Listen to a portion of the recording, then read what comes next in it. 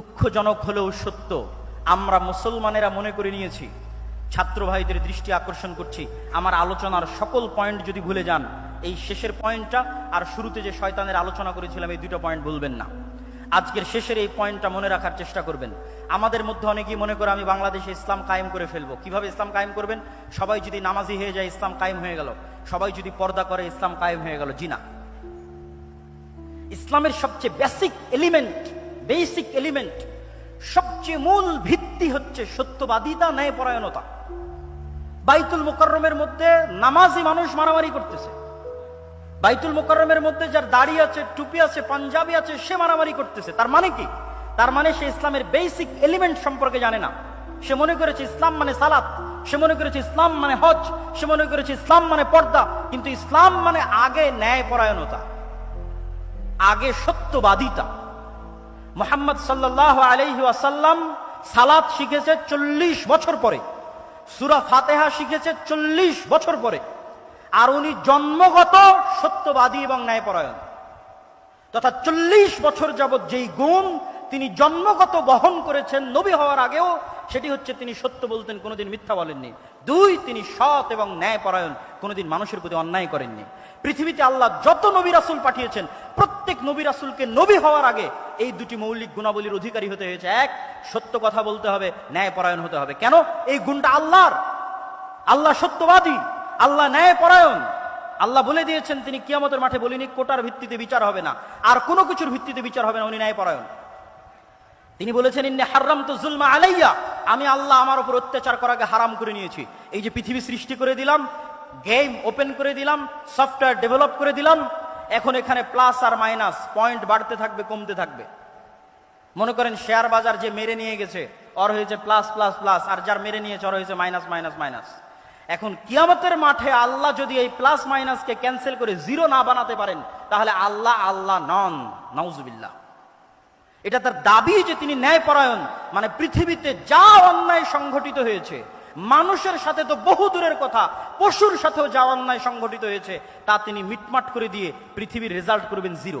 পৃথিবী যখন শুরু হয়েছিল তখন জিরো, আর পৃথিবীতে মানুষ যা অন্যায়, অনাচার, মারামারি, কাটাকাটি, ঢাকা বিশ্ববিদ্যালয়ে একজনকে অন্যায়ভাবে হত্যা করা হলো, ওই বিষয়ে রাসূল সাল্লাল্লাহু আলাইহি ওয়াসাল্লামের একটা হাদিস শুনেন।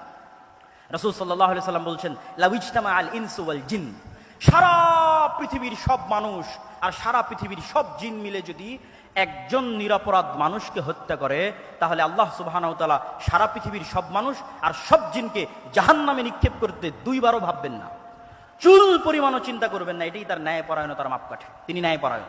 তাহলে ইসলামের মূল শিক্ষা কি? ইসলামের মূল সারমর্ম কি? সত্যবাদী হওয়া, ন্যায়পরায়ণ হওয়া।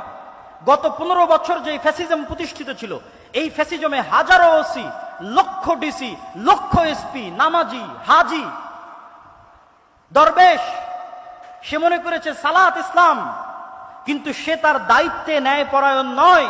সে যে একজন ওসি হিসেবে সে ন্যায়পরায়ণ দায়িত্ব পালন করেনি। ডিসি, সচিব হিসেবে, এসপি হিসেবে, এসিল্যান্ড, সাব রেজিস্ট্রার তার পদের সাথে আমানতের খেয়ানত করেছে। অর্থাৎ সে ইসলাম বুঝে না। সে যতই সালাত আদায় করুক, যতই সিয়াম পালন করুক, সে বুঝে না ইসলাম কি।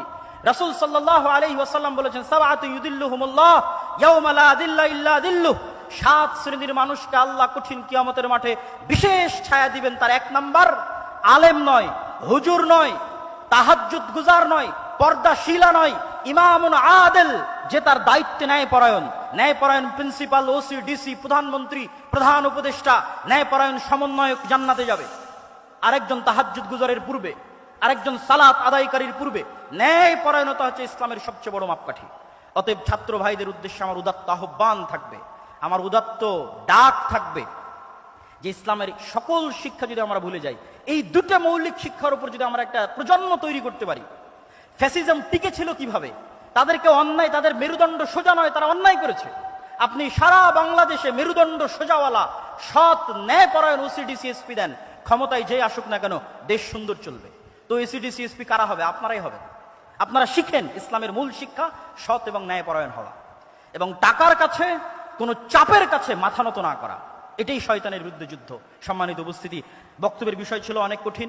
আমি হয়তো পুরো বিষয়টার উপর আপনাদেরকে ইসলামের পুরো সারমর্ম বা সামারি হয়তো আপনাদের সামনে পরিপূর্ণরূপে তুলে ধরতে পারলাম না, তারপরে যতটুকু চেষ্টা করেছি তুলে ধরার চেষ্টা করেছি। আল্লাহ সুবহানাহু ওয়া তাআলা আমাদের সকলকে আল্লাহ সুবহানাহু ওয়া তাআলার এই একমাত্র মনোনীত দিনের উপর টিকে থাকার এবং এই দিনের উপর মৃত্যুবরণ করার এবং যেটা প্রকৃত সফলতার মানদণ্ড সেই জান্নাতে প্রবেশ করার তৌফিক দান করুক। আল্লাহুম্মা আমিন। ওয়া আখিরু দাওয়ানা আনিল হামদুলিল্লাহি রাব্বিল আলামিন। আসসালামু আলাইকুম ওয়া রাহমাতুল্লাহি ওয়া বারাকাতুহু।